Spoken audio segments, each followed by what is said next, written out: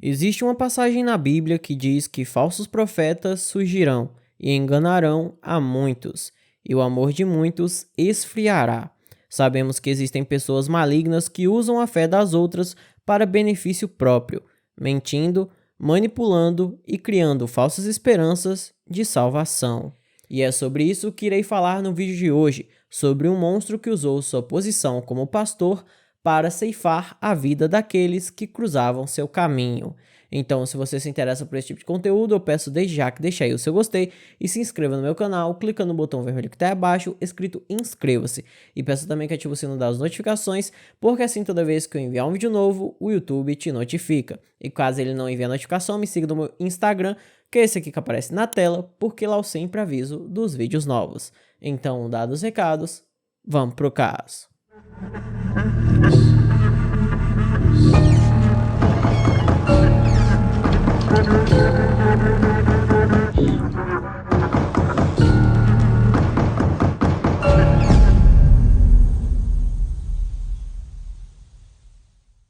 Elde Arnold Fosmo nasceu no dia 27 de julho de 1971 em Kristinehamn, que fica na Suécia. Ele era o caçula de 5 filhos e seus pais vinham da Noruega. Fosmo ingressou em um grupo de jovens da igreja aos 12 anos de idade, embora sua família não fosse religiosa. Ele conheceu sua futura esposa, Helene, no ano de 1988, quando tinha 17 anos e trabalhava em um café para uma organização de jovens cristãos. Ele encontrou tempo para se tornar um pastor de jovens, enquanto se graduava em educação científica.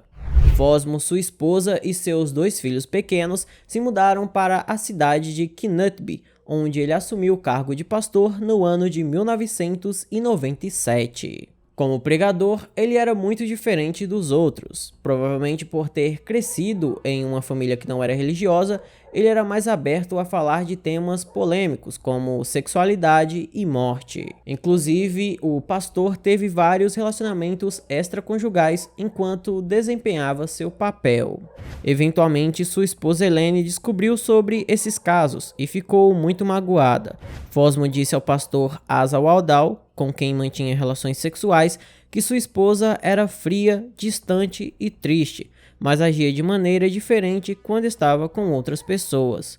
Já na manhã de 18 de dezembro de 1999, Fosmo, sua esposa e muitos outros congregantes contraíram uma infecção estomacal que se espalhou por toda a cidade.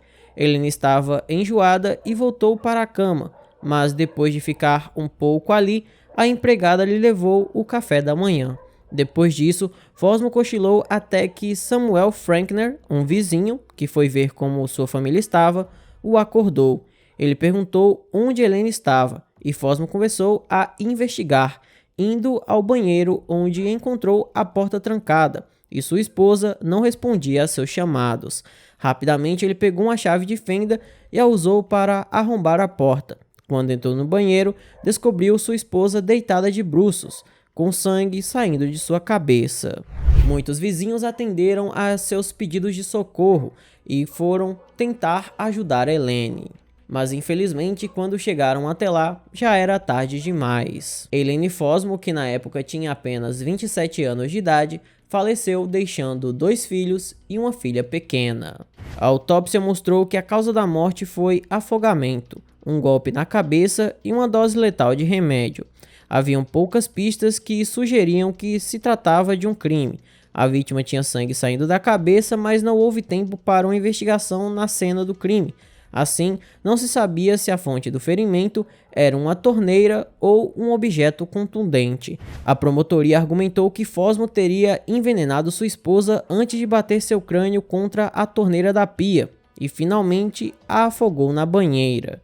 Mesmo com suas suspeitas, nada aconteceu e Fosmo seguiu sua vida normalmente, indo morar com uma nova mulher apenas alguns meses depois da perda da esposa. Nesse período, o pastor teria dito a seu amante, Asa Waldau, que havia tido uma previsão onde ele se casava com a irmã dele, chamada Alexandra. Asa não gostou nem um pouco daquilo, mas não teve como impedir Fosmo de concluir seu objetivo, e então o homem se casou com sua irmã. Na primavera do ano 2000, poucos meses depois de perder sua primeira esposa, Fosmo se uniu a Alexandra, que na época tinha apenas 20 anos. Pouco depois de começarem a morar juntos, o pastor começou a cortejar Sarah Svensson, de 23 anos. Sarah e seu marido foram procurá-lo em busca de alguns conselhos. Eles eram um casal cujo casamento estava em apuros, mas não demorou muito para o marido de Sarah perceber que Fosmo sempre ficava do lado dela nas discussões. Além disso, ela disse que tinha carinho pelo pastor. Nas orações de intercessão, Sarah e Fosmo trabalhavam juntos, e ele deixou bem claro suas verdadeiras intenções. Além disso, ele pediu para que Sarah se juntasse a ele em alguns rituais que faziam parte das suas orações de intercessão. Esses seus rituais tinham sempre cunho sexual, mas o pastor dizia que era tudo para se comunicar com Deus. Os dois teriam tido sua primeira relação sexual por volta de abril do ano 2000, e mais ou menos nessa época, Fosmo perguntou se Sarah teria a coragem de ceifar a vida de alguém ou não, se Deus pedisse. Ela disse que teria sim a coragem de fazer aquilo se fosse um pedido de Deus, mas Deus sabia muito bem como lutar suas próprias batalhas. Durante o resto daquele ano, Fosmo continuou tendo uma relação com Sarah e Asualdal, enquanto pregava sua religião. Os frequentadores da igreja o admiravam por causa de seu conhecimento das escrituras e por sua grande proximidade com Deus. Na primavera de 2001, poucos meses depois que Fosmo profetizou que iria ser acometido por uma doença, ele teve febre alta e estava se sentindo muito mal, tendo que ser internado no hospital.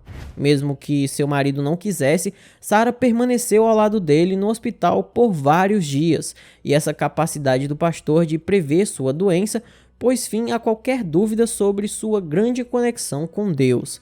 Quando se recuperou da internação e recebeu alta, ele insistiu que sua batalha espiritual estava longe do fim, e que o único caminho a seguir era que Sarah fosse morar com ele. E foi exatamente o que aconteceu. A mulher substituiu Alexandra, esposa de Fosmo. Toda a congregação sabia que Sarah estava morando na mesma casa que seu pastor.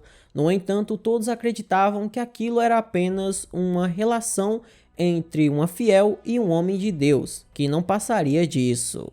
No entanto, o que as pessoas não sabiam é que Sarah tinha relações com Fosmo todas as noites, e com o tempo ela pediu o divórcio do marido para ficar só com seu pastor.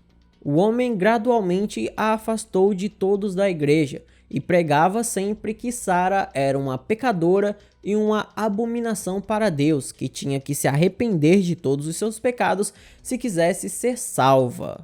Por muitos anos, ela foi levada a acreditar que Deus não a amava e que ela tinha que ser testada para conseguir ir para o céu.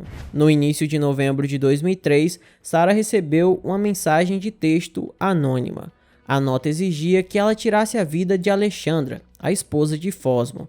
Ao ver aquilo, a mulher se assustou e questionou o seu pastor, perguntando se ele havia enviado a mensagem. Mas o homem ficou muito zangado e sua negação foi tão convincente que ela acreditou nele. No entanto, ele afirmou que durante meses sonhou em enviar sua esposa de volta para Deus e que Sarah deveria ceifar a vida dela com um martelo. Apesar de sua resistência, Sarah continuou recebendo mensagens de alguém afirmando ser Deus, lhe dizendo que aquele era seu único caminho para a salvação. Mesmo que na maioria das vezes aquelas mensagens viessem de forma anônima, em algumas ocasiões o número que enviava as mensagens para Sarah era o número de Fosmo. Quando isso chegava a acontecer, o homem simplesmente dizia que Deus lhe falou aquilo e ele só repassou a mensagem. Ele também sempre pressionava a mulher dizendo que ela era uma pecadora e iria queimar no inferno se continuasse resistindo ao plano de Deus. Então, se ela se recusasse a fazer aquilo, iria ter a condenação eterna. Depois de muita insistência, no dia 8 de novembro de 2003, Sarah se aproximou sorrateiramente de Alexandra, que estava dormindo, e atingiu seu crânio com um martelo. Alexandra acordou a tempo de tentar se defender do agressor, e Sarah não teve sucesso em seu ataque. Como resultado, ela foi excomungada da igreja e banida da cidade de Knutby, mas não foi denunciada à polícia. Sarah voltou para a casa de sua família em Vaggeryd, depois de ser expulsa de Knutby. Porém, os textos de Deus continuaram chegando em seu celular. Ela se sentia condenada ao inferno por não realizar o plano de Deus e chorava todos os dias por causa disso. Em meados de dezembro de 2003, Sarah continuava recebendo as mensagens, só que, no entanto, começou a receber um nome a mais. Além de Alexandra, ela teria que ceifar a vida de Daniel Linde, marido de Annette Linde, que era a segunda amante de Fosmo. Depois de passar muito tempo sendo atormentada por Fosmo, a Sarah resolveu que estava na hora de cumprir o desejo de Deus e comprou uma arma para executar as pessoas que ele havia pedido. Então, no dia 10 de janeiro de 2004, por volta das 4 horas da manhã, Sarah estacionou seu carro a cerca de 500 metros da casa de Fosmo. Ela escondeu sua identidade cobrindo o rosto com uma meia calça. Para enganar os policiais, ela usava uma proteção de sapato tamanho 38, ao invés de seu tamanho real. Sarah entrou pela lavanderia da casa de Fosmo e depois subiu as escadas. Ao entrar no quarto principal, com a arma nas mãos, ela viu Alexandra dormindo em sua cama. Sarah se aproximou e verificou 2 vezes se era realmente o seu alvo antes de disparar o primeiro tiro. Alexandra gritou ao ser atingida no quadril e Sarah rapidamente diminuiu a distância, acertando na cabeça com mais 2 tiros. Depois disso, ela desceu os degraus e foi até a porta, e nessa hora, uma onda de pânico a invadiu. Sem saber se realmente havia concluído seu objetivo, a mulher resolveu voltar para verificar se Alexandra estava ou não sem vida. Ela foi até o quarto, levantou as cobertas e confirmou que seu alvo havia sido abatido. Então, saiu da casa de Fosmo. Saindo da casa do pastor, Sarah partiu para a casa da amante dele. Ela arrombou a porta dos fundos e entrou sorrateiramente, caminhando até encontrar uma porta trancada. Ao ver que a porta estava trancada, ela saiu e contatou Fosmo às 4 horas e 32 minutos da madrugada. Ele respondeu que ela deveria bater na porta do quarto, e Sarah fez como foi ordenada, batendo várias vezes na porta antes de ouvir o movimento do outro lado. Quando a porta finalmente se abriu, ela viu Daniel. Ele observou o que acreditava ser um cara usando uma meia como máscara, lhe apontando uma pistola. Daniel foi baleado no rosto e no peito, então Sarah correu para fora, mas voltou para verificar sua vítima, e ao fazer isso percebeu que as luzes dentro da casa começaram a se acender. Sarah fugiu do local e Daniel ainda estava com vida. Tanto que às 4 horas e 41 minutos da madrugada, o Daniel conseguiu pegar um telefone e ligar para a emergência. No entanto, ele não conseguiu falar. Por sua vez, Sarah voltou para seu veículo e informou a Fosmo, por meio de uma mensagem de texto, que estava se sentindo muito mal. Esse era um código secreto confirmando que tudo estava feito. Ela saiu em disparada e pouco tempo depois, a polícia e os serviços médicos chegaram à cena do crime. Muitas pessoas se reuniram do lado de fora da casa de Daniel e ele foi levado em uma maca. Fosmo então juntou-se a ele na ambulância na viagem para o hospital. Daniel descreveu seu agressor como sendo um homem que usava máscara e tinha uma estatura comum. A polícia então montou algumas barricadas e um carro dirigido por uma jovem foi parado, mas como não era um homem, logo essa pessoa foi liberada, e a pessoa que a polícia parou era justamente a Sarah. Ao mesmo tempo, alguns vizinhos foram até a casa da Alexandra para ver como ela estava, e chegando no local, como a mulher não respondia aos chamados, eles invadiram a casa e constataram que ela já estava sem vida. Então também acionaram a polícia. Com a descoberta daquele corpo, o pastor Fosmo se tornou um suspeito antes mesmo de chegar ao hospital junto com Daniel. Quando a polícia interrogou Fosmo, eles contaram que sua esposa havia sido encontrada sem vida. O pastor chorou ao ouvir isso, mas logo se recompôs e apontou Sarah como suspeita. Ele os informou sobre como ela havia atacado sua esposa com um martelo alguns meses antes. A polícia então emitiu um mandado de prisão para Sarah e liberou Fosmo, mas as suspeitas continuavam. Enquanto investigavam o paradeiro da mulher, os policiais grampearam o telefone do pastor. No dia seguinte, Sarah foi encontrada na residência de seu pai, em Vaggeryd, e quando foi questionada pela primeira vez sobre o crime, a mulher negou saber de alguma coisa, mas poucos minutos depois, ela assumiu a responsabilidade, assumindo tudo sozinha, dizendo que ninguém a ajudou ou incentivou. Sua insistência em assumir a responsabilidade sozinha pelo crime aumentou ainda mais as suspeitas da polícia. Sarah teria apagado a maioria das mensagens que estavam em seu telefone, mas outras ainda estavam lá e a polícia conseguiu confirmar que não tinha como ela ter agido sozinha. Quando os policiais descobriram as mensagens, Sarah disse que elas vinham de Deus, mas é óbvio que eles não acreditaram nisso. Após semanas de interrogatório, os detetives receberam uma ligação de um velho conhecido de Sarah, que se ofereceu para depor como testemunha de caráter em seu nome.